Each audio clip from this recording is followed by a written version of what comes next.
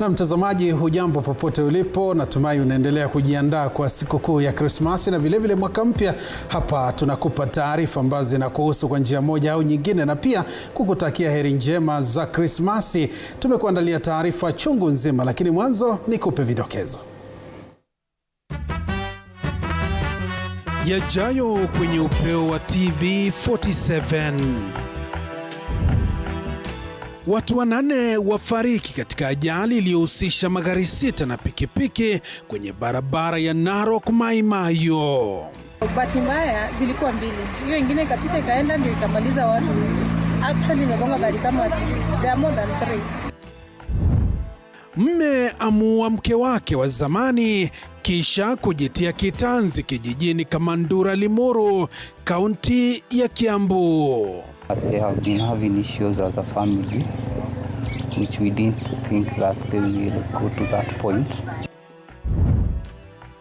Katibu katika wizara ya masuala ya ndani Raymond Omolo amsuta Gachagua kwa kudai kuwa serikali inatumia pombe kuangamiza wakazi wa Mlima Kenya. Na muungano wa wauguzi nchini watoa ilani ya mgomo ya siku 24 kutokana na ukosefu wa haki katika mpango wa huduma ya afya kwa wote UHC. Kama mambo hayo hayatatekelezwa, serikali za kaunti hazitaangalia mambo ya mkataba wa kuhudumia wa CBA kwa wauguzi.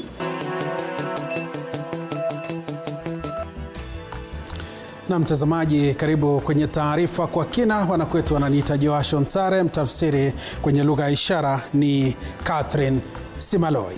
Wingu la simanzi limetanda katika kijiji cha Kamandura, eneo bunge la Limuru, kaunti ya Kiambu, baada ya mwanamume mmoja wa umri wa makamo kudaiwa kumshambulia na kumuua kinyama mwanamke aliyekuwa mke wake, kisha naye kujitia kitanzi ndani ya nyumba aliyokuwa amepangisha.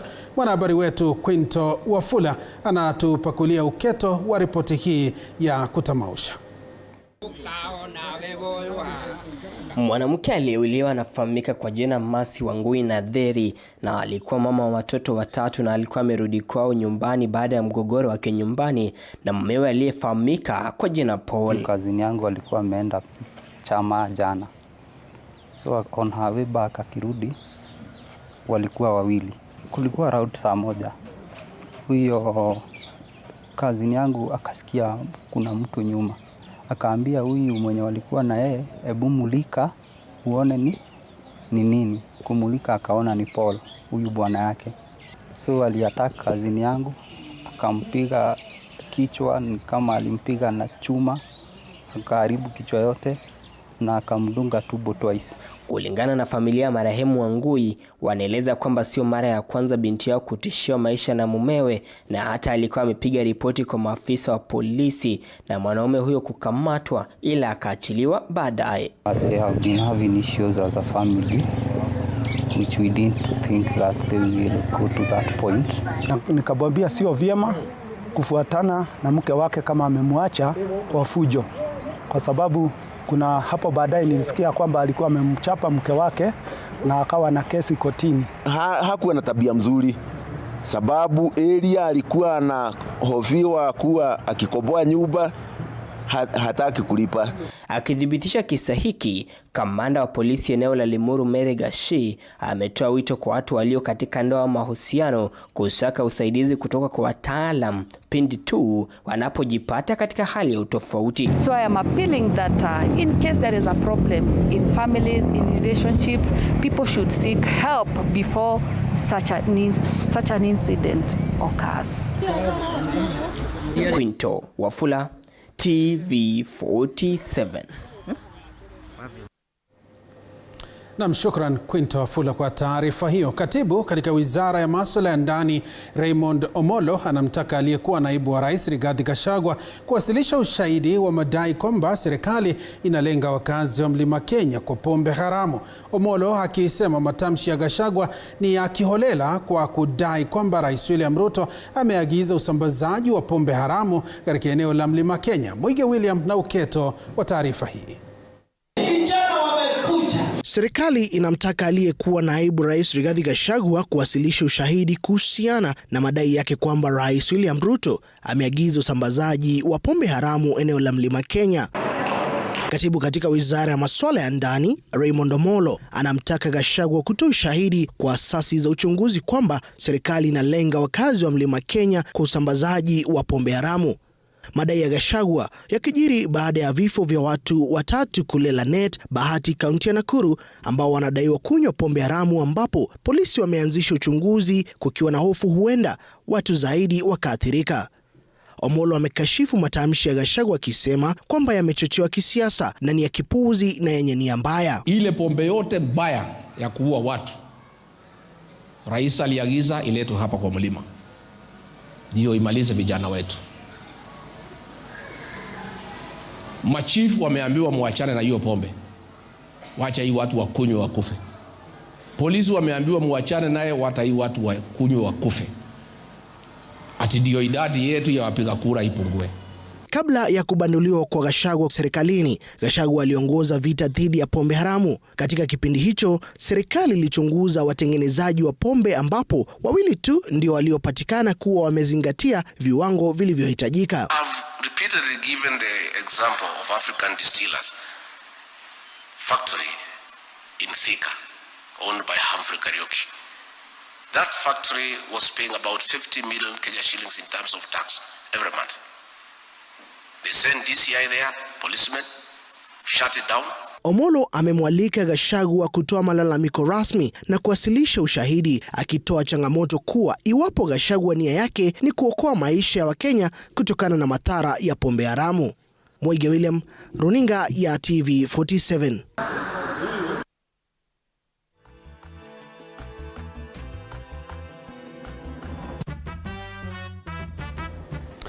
Kwingineko, watu 8 wamefariki dunia mapema leo, huku wengine wakijeruhiwa katika ajali ya barabarani iliyohusisha magari 6 katika eneo la duka moja kwenye barabara kuu ya Narok Suswa katika kaunti ya Narok. Arnold Adidi anaarifu.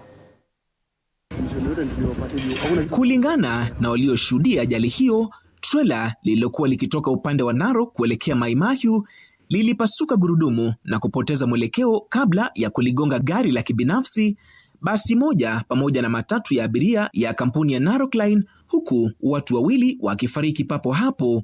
Hii trela ilipasulia mguu pale juu ikianza mteremko.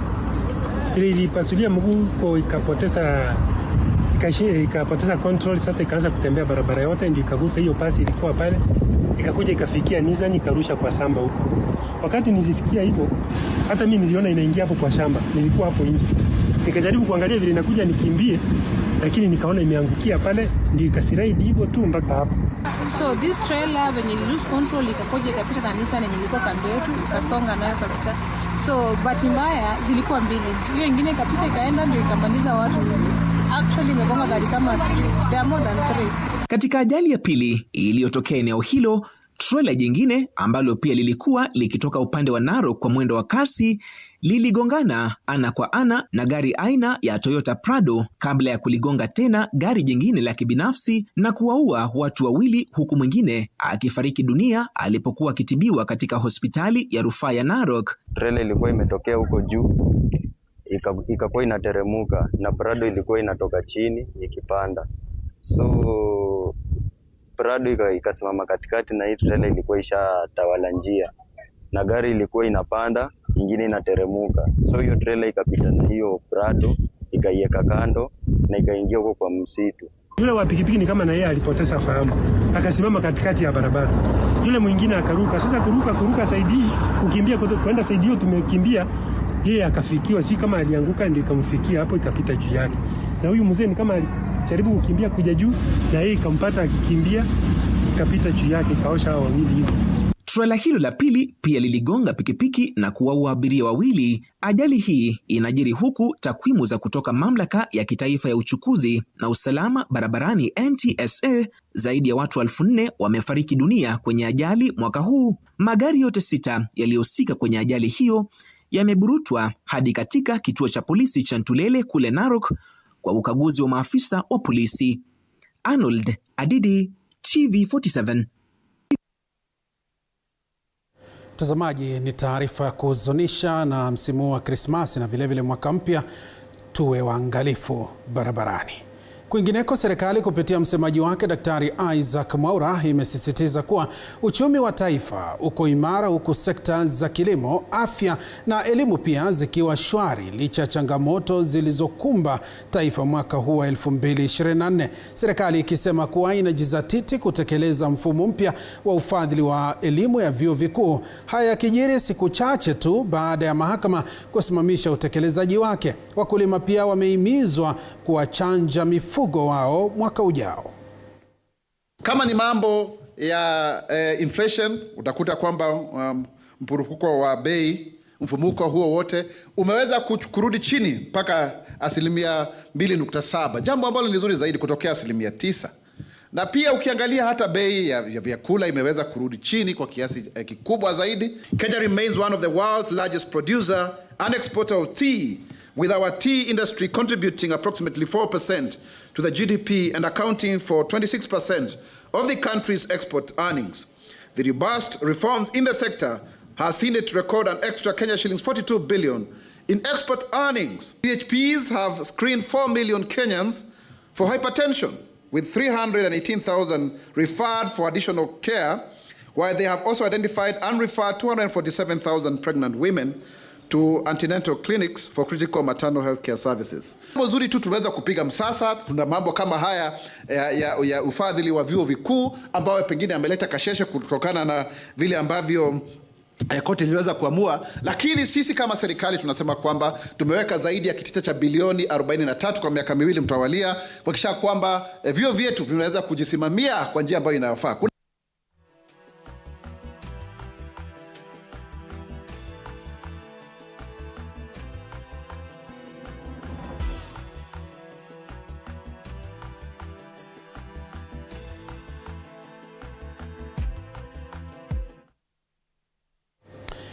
Kwingineko, muungano wa kitaifa wa wauguzi nchini Kenya KNUN umetoa ilani ya mgomo wa siku 21 kutokana na madai ya ukosefu wa haki chini ya mpango wa huduma ya afya kwa wote UHC.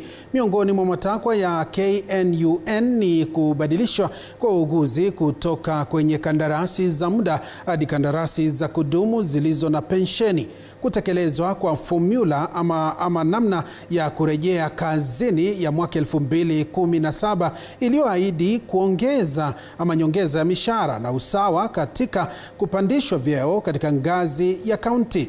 KNUN inashtumu serikali ya kaunti kwa kukosa ushirikiano na Wizara ya Afya kwa kupuuza sera za kuendeleza kazi kwa wauguzi. Muungano wa wahudumu wa afya wa mazingira nchini Kenya KEHPPU kwa upande wake umeshtumu Wizara ya Afya kwa kuegemeza ufadhili katika huduma za matibabu kwa gharama ya kinga ya kuacha huduma za afya za umma zikiwa zimetengwa. We are saying that the government must put universal health care nurses on permanent and pensionable not later than the end of January. But we have given specific industrial actions to all county governments, which will begin most of them on 13th of January. And one of the main issues is to have the universal health coverage nurses converted into permanent and pension. Ni ile waliajiri wauguzi wakati wa mwaka 20 na 2020 kwa njia ya, kwa sababu tunakumbuka vizuri sana kulikuwa na ugonjwa wa COVID ambapo waliajiri wauguzi wengi, na kwa zile kazi ambapo waliwaajiri wafanye hawajaweza kuwakilisha ya kwamba kutimiza kwa waweze kulipwa mishahara sawa na wale wauguzi wengine ambapo wamesoma kiwango kimoja, wanafanya kazi sawa, lakini malipo ni tofauti, malipo chini, malipo duni. We are saying as a union, we cannot say that there will be progress of UHC programs if we do not take care of the nurses. Despite their importance, public health officers remain overlooked at both national and county levels. I'll give an example of points of entry, such as airports, seaports, and border crossings are severely understaffed, leaving the country vulnerable to health threats of international concerns. You must be able to appreciate that In this country, PHOs do screening of travelers, when they're coming in and going outside, to be able to alleviate any fears of disease outbreaks. Tuangazie mengine. Serikali kupitia Wizara ya Mazingira na Misitu imewarai wa Kenya kutumia nafasi hii ya msimu wa Krismasi kupanda miti zaidi katika juhudi za kuafikia malengo ya Rais William Ruto ya kufanikisha upanzi wa jumla ya miti bilioni 15 katika kipindi cha miaka 10. Akizungumza wakati wa upanzi wa miti 10,000 katika milima ya Ngong, kaunti ya Kajiado hii leo, mhifadhi mkuu wa misitu Alex Lemakoko amesema pana haja ya Wakenya kutumia nafasi hii wakati ambao kuna mvua katika maeneo mbalimbali kupanda miti. Lemakoko amesema huduma ya misitu nchini tayari imeiandikia barua kampuni ya Karura Golf Range Limited ikitaja sababu mbalimbali za kusitishwa kwa leseni walizotoa awali baada ya waziri wa mazingira Aden Duale kuziamuru KFS na NEMA kusitisha leseni hizo. Jumla ya miti 10,058 imepandwa kuadhimisha siku ya kuzaliwa kwake Rais William Ruto. Yeah, my advice to Kenyans that are traveling home, which is a good gesture because they are going back to their rural homes. But because we also have rains, we are lucky to have rains during this festive season. My encouragement to Kenyans is that plant as many trees as possible, and we have enough seedlings in our tree nurseries. Anywhere you go to any forest tree nursery or any carefree tree nursery or any other institutional tree nursery, you will get seedlings that are available for you and suitable for your area.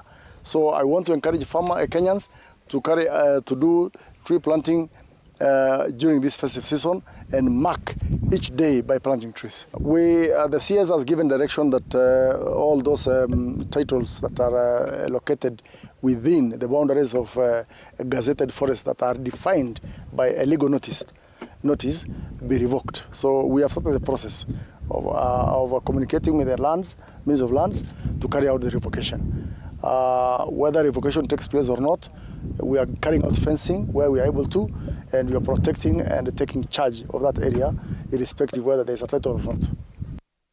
Tuangazie masuala mengine. Kinara wa Wiper na kiongozi wa upinzani Kalonzo Musyoka amemtaka Rais William Ruto kutatua swala la IEBC, akisema kuwa ana uwezo wa kufanya hivyo bila unafiki ambao unaendelea kupitia mahakama, akiweka bayana endapo jambo hilo halitatatuliwa mwakani watalazimika kufanya maandamano. Akizungumza katika mkutano wa viongozi wanawake wa chama cha Wiper, Kalonzo amewasuta mawaziri walioteuliwa na serikali kutoka mrengo wa Jubilee na wandani wa rais mstaafu Uhuru Kenyatta kwa kile amesema ni usaliti mkubwa kwa vijana wa Gen Z ambao waliandamana kutafuta haki na uwazi kwa uongozi.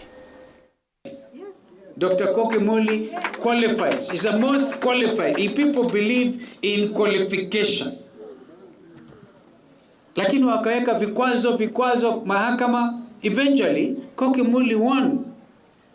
What does badala ya one? I remember Robert Mbui. I remember calling you. You are with Speaker Wetangula in a retreat in Naivasha. I was trying to tell you, tell Speaker apeleke majina kwa Ruto because that is a route. Lakini instead of kupeleka majina 1 day, 3 days, in fact he never even was able to see my friend Weta. My friend Weta blames me, but I told him the truth. That one week, by now we'll be having interviews for commissioners going on. But instead, wana sponsor huyo jamaa aende kwa Court of Appeal. State sponsored appeal. State by Kenya Kwanza. So that they can delay this process for as long as possible. And then kwa mitandao, they blame Wiper. Shame on them. History of our country has taken a different dimension. It is not going to be possible for anybody to steal elections again. And that will not be allowed. It will not happen. Anybody joining Kenya Kwanza now, in the hope, because wengine nasema after 6 months to the election, tutatoka huko, tusimame. Watapelekwa the same route na Ruto. Si namna hiyo?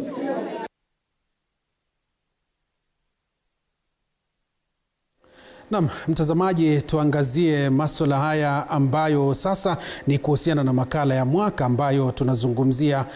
Waziri wa zamani wa michezo Babu Namwamba atakumbukwa kwa kutayarisha sheria ya michezo pamoja na kufanikisha mradi wa Talanta Hela.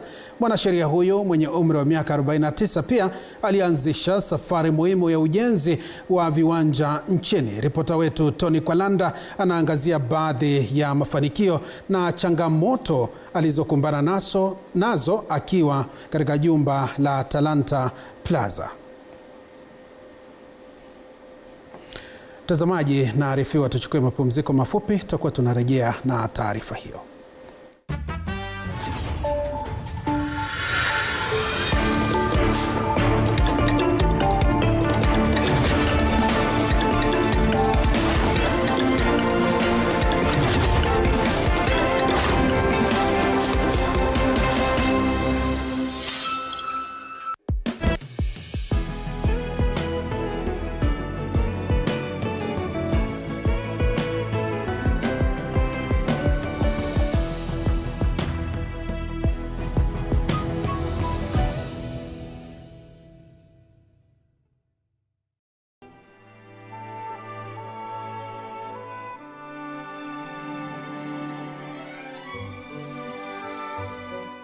This December, learn about safety precautions to take into consideration this season. If you can remember, if you drive on a motorcycle often, to make sure that you have a helmet, it's key to decreasing the severity of the accidents. We are passing in a bus from Kakamega to Mombasa. In between, just stand up, stretch your legs, and even when you are seated, keep pumping your feet, keep moving your feet to avoid that long stasis of blood in the veins. Healthier options for you to maintain a balanced lifestyle amid the holiday hustle. Eating healthy really doesn't mean that you have to deprive yourself, but we really just have to factor on how to strike a balance. Portion control and moderation are very key. Let us enjoy the season, and at the same time, let us try to watch our health and our well-being. Happy holidays.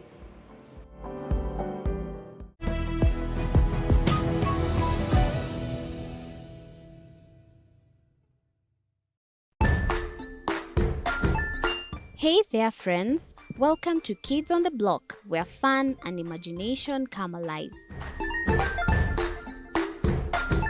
We dive into magical world filled with exciting adventures and awesome friends. What position were you in? I was number 2. What position were you? Number 1. He decided to cross the bridge by his house and look for food on the other side. We're going to do half cup of chocolate chips, and the other one, we're going to do half cup of the blueberries. So, grab your imagination hats and get ready to explore with us. Join us every Saturday at 9 a.m. for new friends, amazing stories, and tons of laughter.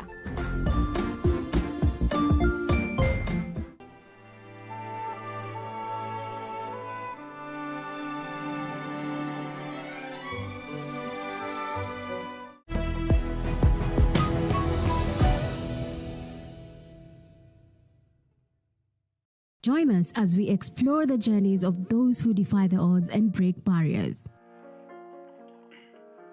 We dive deep into the stories of triumph, fire. I have a farm which one we showcase with other dyslexic youths and autism how to farm. Motivate. It's never easy, but what we do, the best thing is to work with another parent who has an elder child than yours. And break through the barriers one story at a time. Push your boundaries beyond the limit. Saturdays at 8 p.m. Always plays proper.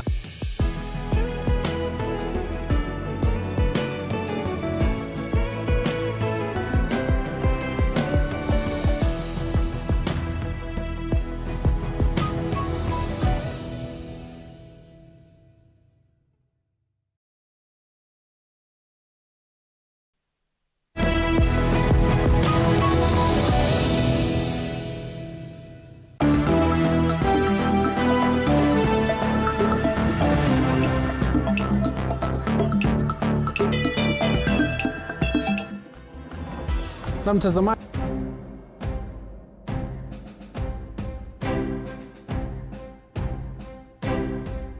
ya michezo pamoja na kufanikisha mradi wa Talanta Hela.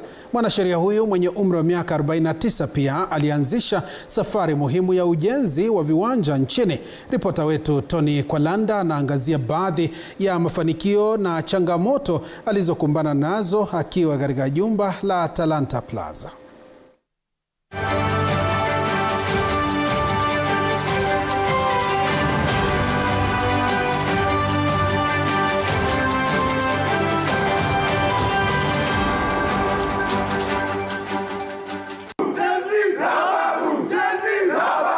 Ababu Tofik Tera Pius na Mwamba anasherekea kuzaliwa kwake mwezi huu na ameridhika na miaka 3 kwa ujumla aliyohudumu kama waziri wa michezo. Mwanasheria huyu wa masuala ya kikatiba na masuala ya haki za binadamu alihudumu katika serikali mbili, ya Rais William Ruto na rais wa zamani mwenda zake Mwai Kibaki. Every situation, every circumstance is unique. It has its own peculiarities. You would say that on both occasions, the time I had in office was perhaps not long enough to see the fruition of some of the measures you put in place. During my time in the Kibaki administration, for instance, I joined cabinet towards the tail end of the life of the coalition government. Okay. But I still had the opportunity to do some phenomenal things. And what comes to mind and what I'm most proud of is that I was able to get the Sports Act enacted. Mbunge huyu wa zamani wa Budalangi alishikilia wizara hii kuanzia mwaka wa 2022 hadi mwaka wa 2024 baada ya kufanya kazi kati ya miaka 2012 na 2013. Journey of life has its moments. Okay. It can give you a moment to sit in a public office. It can give you a moment to sit in a private office. Okay. It can give you a moment to chill out in your private space. Okay. So it's all about taking everything in your stride and enjoying each of those moments along the journey of life. And I have mastered that. I also have the gift of goodbye. Na Mwamba ni shabiki sugu wa timu ya Arsenal katika ligi kuu ya Uingereza na AFC Leopards kwenye ligi kuu nchini. Murkomen is such a fantastic friend, a colleague and a comrade, many respects. We even went to the same college for our postgraduate studies. So we are actually college mates. We did our master's degrees in law at school. So we have a long history together. Okay. If you had asked me to choose a successor among my colleagues in cabinet, I wouldn't have gone beyond Murkomen. I certainly would have picked Murkomen because I know his passion for sports. Okay. He's a sports person himself. He has tried to break my record at Bunge FC. I was the top. I still hold the record of the highest number of goals scored for Bunge FC. Murkomen came close but not quite. Atakumbukwa kwa kufanya mazungumzo yaliyokatiza marufuku ya soka nchini pamoja na kusimamisha mipango ya Kenya kupata adhabu ya shirikisho la riadha duniani na shirikisho la uogeleaji duniani. In a record 1 month, we were able to sort of take charge of that space. I met Mr. Gianni Infantino, the president of FIFA, and we were able to unlock the suspension on FIFA, bring back football. I engaged Lord Sebastian Coe, the president of the IFC, and even invited him to Kenya. He came to Kenya in January 2023. I arranged for him to meet President Ruto. We held very good meetings, and we struck a deal that saved Kenya from athletics being suspended or banned. And you know, athletics is really the bread and butter of Kenya's sporting heritage internationally. So if athletics had been banned, we wouldn't even have been at the Olympics this season, this Olympic season. We also engaged World Aquatics and got the suspension of Swimming Federation. And the swimming sport in this country had been in limbo for 7 years. We got that lifted and we were able to get our swimmers to Paris. Na Mwamba alianzisha safari ngumu ya kusafisha mashirikisho nchini. Sports is a space of shared responsibility. Okay. Collective responsibility. And it is so important for the public to understand who bears what responsibility. Okay. Government is a policymaker. Government oversights, and government is a facilitator. But the actor, the frontline actor in sports, is the respective sporting federations. If you take the Olympics, we've just come back from the Olympics. The agency, front, center, back, sideways, that is responsible for the Olympics is the National Olympics Committee of Kenya. Okay. President Paul Targat, Secretary General Francis Mutuku, those are the people who manage the Olympic space. Okay. They set the timetable, they prepare the team, they do the logistics, make sure hotels are booked, flights are done, okay, athletes are prepared, and everybody is ready for competition. Okay. So whenever, and even the kit, make sure the kit is prepared, okay, the kit is delivered. Even when it comes to sponsorship, like you must have noticed that the Team Kenya kit is a Nike kit. It's because the National Olympics Committee has a deal with Nike. So if you say you've noticed shoes that are not of the right quality for Team Kenya, the National Olympics Committee must tell you under the Nike deal, because it's them who signed the deal. Government has no role. Baadhi ya mashirikisho yaliyolaumiwa kwa uongozi mbaya ni NOK na KVF. We wanted Team Kenya to have a ceremonial kit that reflected the spirit of Kenya. So we asked NOK to run a national competition. As government, we committed some resources. We gave them resources. We gave NOK some resources to run a national competition for fashion designers to dress Team Kenya. They ran a competition. They picked what they believed to be the best designs. And the team they put together to run that process for them is a team which I believe to be competent. It was led by people like Connie Alwatch, okay? People who really, as far as the fashion design space is concerned, they have made a name. They know their thing. So after these designs came out, they actually came to present them to us. The, what you call renders, the designs. So we looked at the designs, we had some reservations here, we made our input, they went back, we told them after you completed the adjustments, then do the production. Now they took forever to do the production. On the other hand, they were insisting, please ask the president to flag us off. So when I asked the president gave them a date of July 5. I told them the president is ready to flag you off. The day the president was flagging them off, because I told them, that kit you have produced, it would be amazing for the president to wear it as the head of state and as the country's diplomat #1. Okay? So I told them, I want to see it before we take it to the president. So they delivered something to me. They actually delivered 2 pieces. They told me, hii ni ya rais na hii ni yako waziri. I took one look at that stuff. And I told them, nah. Mr. Francis Mutuku, the Secretary General of NOK, he should come here actually so that he can explain. He approved it himself. I mean, it is a NOK process. Okay. So I looked at that stuff and I said, no.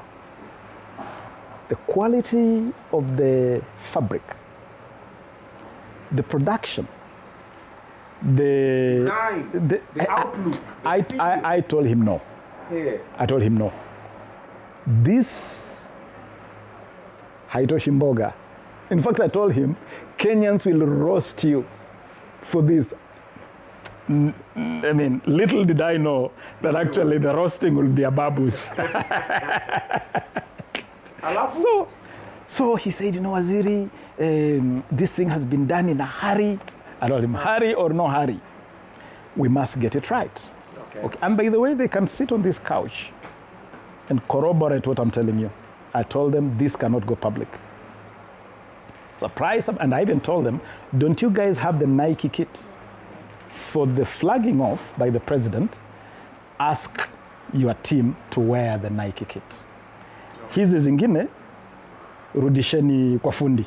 So I told them, please return to sender. Yeah. Shock of shocks.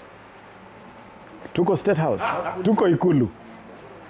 Sinimi sasa ile the athletes are walking in. And I could see, I say, oh, it's good. The athletes walked in the Nike kit. Okay, that honeycomb, the honeycomb kit. So far, everything is good. I say, oh, these guys have listened to me. Hizo vitu zimerudi kwa fundi. Shock of shocks. In the middle of the event, I see athletes walk to the front. You know, I held my hand. You know, I was sitting next to the Kirinyaga governor, who is also the chair of the Council of Governors, Anne Waiguru. Yeah. And told me, Waziri, what is this? And he said, Mayo, what is this goodness? These guys actually went ahead and released those things. And now, a beautiful ceremony that was supposed to be like the highlight of Team Kenya flag off was then reduced to a conversation about these half-baked products which we had rejected. Okay. Long story short is that I was very upset. What did the president say? Of course, I explained to the president the situation. Obviously, he was not impressed. I invited them to dinner immediately after that ceremony at State House. I took the whole team to dinner at the Marriott. At my cost, by the way, it was not at the public's cost. Okay. Mradi wa Talanta Hela ulisimamiwa na Namwamba na matunda yake yanaendelea kushuhudiwa. The program I have explained with the football is a program run by the Kenya Academy of Sports. Okay. It has scouts who go around the country to identify talents.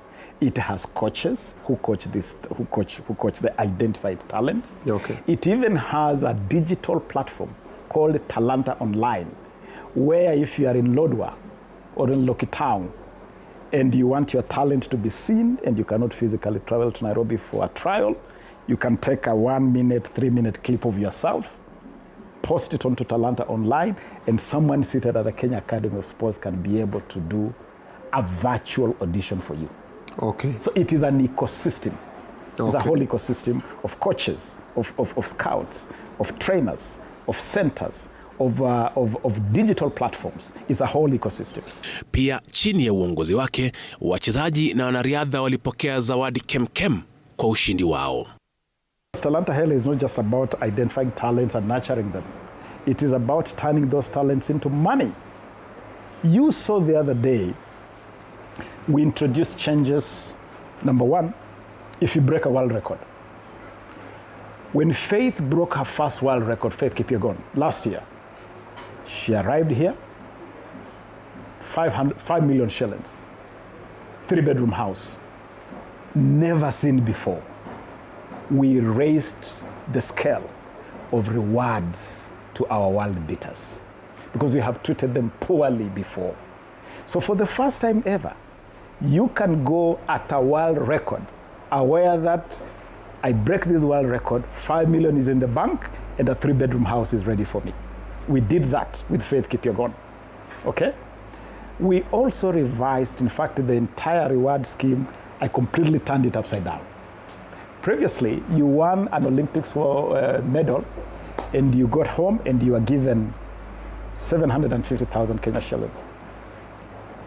I tripled that, actually. We raised that also to 5 million, okay?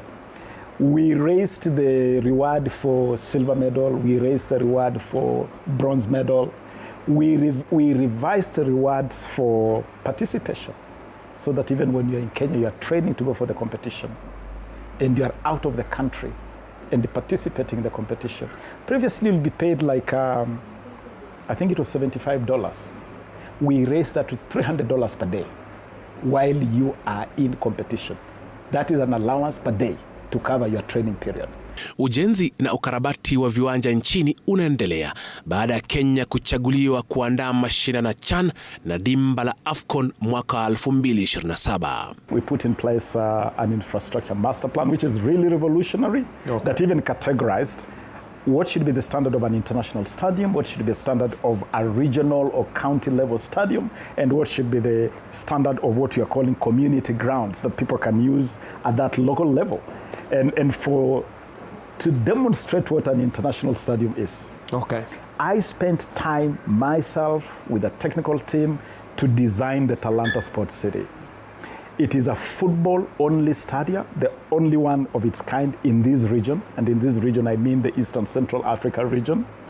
It is a 60,000 capacity seater, green stadium, all the modern, all the high-tech, all the tech-savvy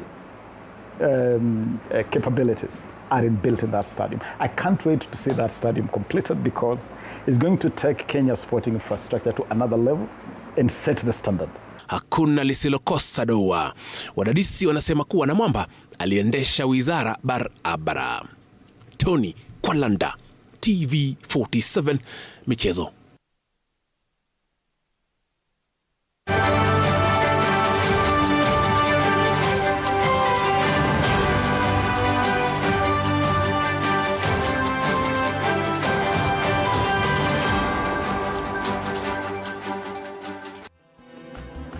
Na mtazamaji, ndo matukio ya mwaka 2024. Tunaendelea kukupasha hayo kadri muda unavyozidi kusonga katika taarifa zetu zijazo, siku zijazo, tunapoendelea kusubiri kukaribisha mwaka 2025. Asante sana kwa kuwa mtazamaji mwema. Mengi zaidi utapata mwendo wa saa 3 kwa lugha ya Kimombo. Wanakwetu wananiita Joash Onsare, mtafsiri kwenye lugha ya ishara amekuwa Catherine Simaloi. Utazamaji mwema na vile vile usiku mwema msimu huu wa Krismasi.